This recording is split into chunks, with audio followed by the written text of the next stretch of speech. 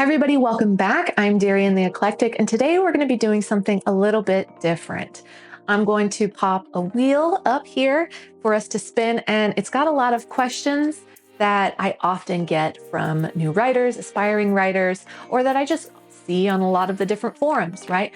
So we're going to have an off-the-cuff question answer here, and I'm going to try my best to help you if you have these questions as well.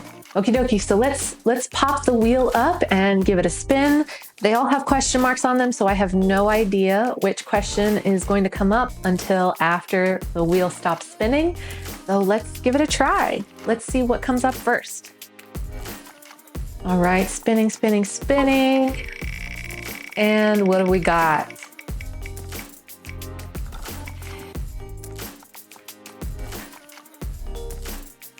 How do I develop strong, relatable characters? Okay. So developing a strong, relatable character means you're creating a complex character, right? You want some good things about them and some bad things about them. Now, the good things are what's going to help them move through the story, right? Are they strong? Are they athletic? Or do they have certain skills? It's also going to help them be more likable, right? Do they have a fondness for rescuing kittens? Are they, secretly, do they really have a soft spot for kids and making sure that kids are safe? And maybe they just want to make the world a better place. And even if they're going about it in a strange way or a not great way, their overall goal is a good thing, is to make the world a better place. So those are all the good things, but there also need to be some significant flaws in creating a good character, a well-developed, relatable character. And those flaws are often the things that get in the way of them succeeding in their goal. Now, those flaws might be a skewed perspective of the world, for example. And even though their goal is to make the world a better place, their skewed perspective gets in the way of that. For example, maybe they believe that all people are secretly bad, right? And so to make the world a better place, maybe their goal is to get rid of all the people. This is a great villain backstory, by the way. And villains are even better when they're more relatable.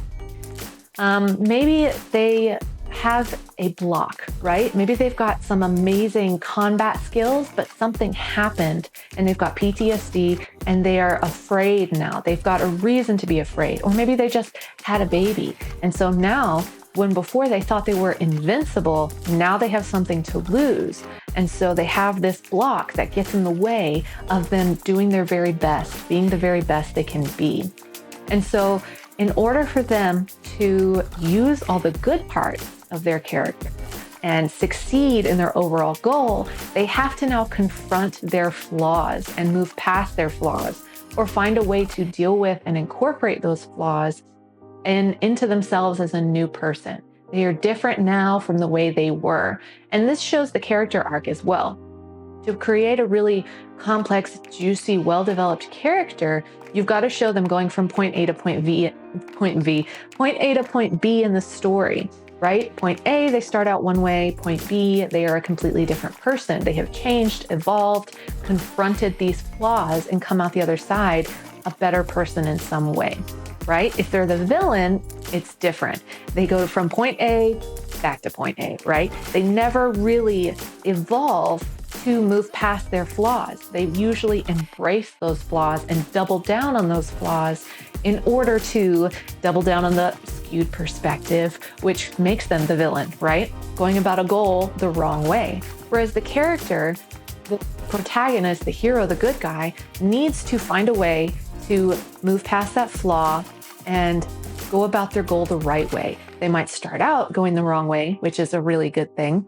But then they hit those setbacks again and again and again until they realize they have to change the way they do things. And they have to move forward in a different way now in order to succeed in their goal. So that's how I would go about developing strong, relatable characters. Let me know your thoughts in the comments below, and let's spin that wheel again. Okay, we're spinning.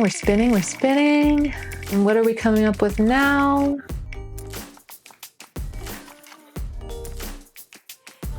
Okay. How do I write realistic dialogue? Okay. So realistic dialogue is a big question. What do you mean by realistic dialogue is kind of how I would dig into this. Is it realistic in the way that it fits your character? For example, are they from the South and they have an accent? That's one way to write realistic dialogue. But you don't necessarily want to go full Hagrid, is how I kind of describe this. If you read the Harry Potter series, Hagrid's dialogue is very choppy. The way that J.K. Rowling kind of depicted the way he talks is very much with the words themselves. She cuts them in half, she misspells them, she makes them appealing to the ear if you read it out loud. But if you do too much of that, it can be really distracting and difficult for the reader to get through. So what a lot of writers do is they'll actually write out the dialogue in a way that is regional, right? So instead of creating an accent with the words, they'll use specific words or a specific order of those words that make more sense for that particular person. So for example, in the South, people will kind of draw out their sentences and use a lot more words than are necessary. They'll use flowery words, or they'll use some of the slang that's specific to the region to create that specific dialogue, right? That's just how they talk. And so to create realistic dialogue for someone from the South, you would use the jargon and slang that they use down there. You would draw out those sentences with way more words than you really need. And you would make it sound more like someone you know that you've had that conversation with. Whereas if they're from a different country and they're speaking English for the first time, or they're new to the language, it's not their first language, they might, get some of the grammar a little bit wrong, or they might use some of their own grammar changed over into English. For example, grammar patterns in other languages kind of flip-flopped from English. They'll have, the descriptors at the end or the descriptors at the beginning, whereas we would have something a little bit different. Instead of saying I roll the ball, they might say like the ball is what I roll, or the ball I roll, something like that, because in their language, the grammar is a little bit different. And so it's natural to kind of swap that over when you learn a new language to keep your own, habitual grammar pattern. Another way to create a realistic dialogue is to think about that person's background as well.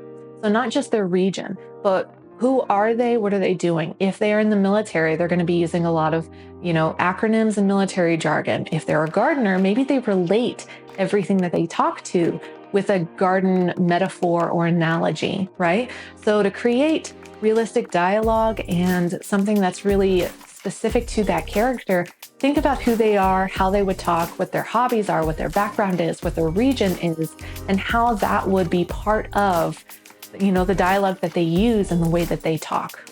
All right. So that's how I would create realistic dialogue.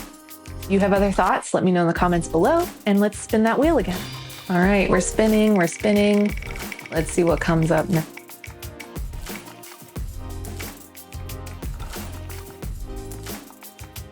How can I improve my writing skills? Okay, so there's a lot of different ways to do this, right? The first way, the most important way, in my opinion, is to write. Probably the most unsatisfying answer, but it is the most realistic answer. To improve your writing skills, you must write. Now, in order to get that feedback, however, you need to be writing for someone. So if you have a critique partner, if you know someone else who enjoys writing, maybe swap pages with them and get feedback from them. Now, bear in mind, you're getting feedback from someone else who's learning, and that may not always be the most helpful. So some other options might be to have someone who enjoys reading the genre you're writing, have them give you some feedback. Again, they're giving you feedback from the perspective of a reader, not a writer. So the most ideal way to get feedback is to see if you can find a kind of mentor, someone who has already been writing for a while, maybe has published material, and see if you can swap pages with them or get some feedback from them on your writing. The benefit of this is that they've been doing this a long time. Maybe they are traditionally published or self-published, and they've been getting editing feedback from a professional editor, and they can, provide the insight and the things that they've learned to you as a newer writer. Now, like I just mentioned, as an editor, you could pay an editor to give you feedback. If you're just starting out, I wouldn't recommend that because it can get expensive. And there's a lot of improvement you can make on your own without having to invest in an editor quite yet. I would wait until you have at least gone through and written maybe your first draft of a novel and revised it a couple of times on your own, trying to make it better as much as you can, gotten some feedback from critique groups, from beta readers, from mentors. And once you've done all that, that's when I would then hire an editor. If you have the money to spend, however, and you want to get a book coach or someone whose job it is to help you, even as a first-time writer, get through those drafts and make something really great from your writing, by all means do that. Most of us don't have that kind of money though, so that's what I recommend is finding critique groups, finding a mentor, getting a beta reader, something like that, to where you can kind of learn and grow as you're writing. Now, if you're an experienced writer, other things you can do is try to write in other genres. If you're used to writing romance, maybe try writing sci-fi. It can be a romance sci-fi, so there's still a lot of overlap, but you can learn a lot just by trying to write something different and read a lot of different genres as well, and try to incorporate those different aspects of the different genres. The other videos I've done about StoryGrid and the different genre conventions and genre obligatory scenes can be very helpful for this. There are also a lot of other YouTube channels and YouTubers who film a lot of lessons on writing and things like that. So definitely do your research, see what else is out there, learn as much as you can, read as much as you can, and then experiment and write something new, write something different. There are also a lot of great books out there that are very specific, like how to write action scenes, how to write erotic scenes, different things like that. Go out there, rent those from the library or buy some of those books and start working through the exercises in them. And that can be really, really helpful. And again, a whole lot cheaper than hiring an editor to kind of tear apart your work before maybe you're ready for anybody to see it yet. So that's how I would improve my writing. That's how I have improved my writing, is I write cross-genre and I experiment a lot with framing techniques and point of view and all these different aspects in order to improve my writing. I have a critique group, I have a mentor, and I get feedback all the time. And so if you're afraid of feedback, don't be, take it with a grain of salt each time and know where this information is coming from. If it's helpful, you'll feel it. You'll feel that like, oh, okay, I can see where I can improve. And if it's not helpful, if it's something like, this is bad, I don't know why, that's not helpful criticism. That's not going to help you improve. So if it's like that, toss it. Don't even think about it. Don't even listen to it. But if it's saying something like, your point of view is not consistent throughout, that's an easy fix. If it's something like, I need to see more emotion from your protagonist, do research on different ways you can add emotion in throughout your writing, and different words for emotion like introspection or show don't tell. That could also be, combined in and help to make your writing better. All right, if you have any thoughts or if you've done anything specific to improve your writing, please let me know in the comments below. And there are a few more items on our wheel, but this video is already getting kind of long. So we're going to do a to be continued. And in the next video, we'll finish up the wheel answering the last of the questions. All right, thanks so much for watching, and I will see you next time. Bye.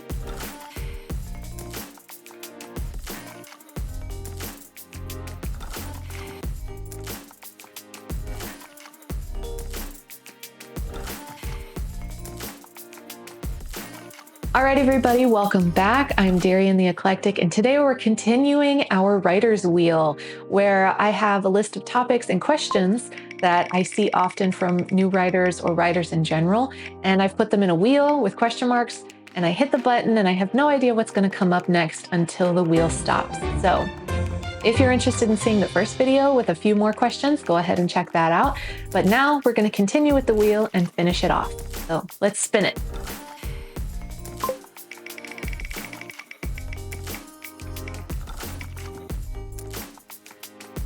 All right, get ready, hit the button. And we're spinning, we're spinning, we're spinning.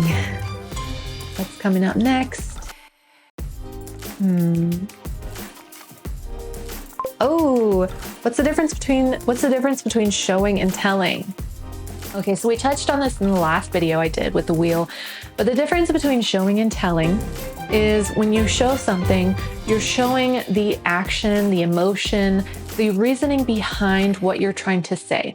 So, for example, if we have a protagonist who is in a combat situation and they have PTSD and they are starting to feel the effects of that, and it's going to jeopardize their life within that combat situation, we can show and we can tell. Now, big misconception is that showing is good and telling is bad. And that's not true. Every story has a certain amount of showing and a certain amount of telling. If you do only show, it is a lot of exhausting information for the reader. It's a lot more information than they really need. If this is not a significant thing, it doesn't necessarily need to be shown. It can just be told and we can move forward with the plot.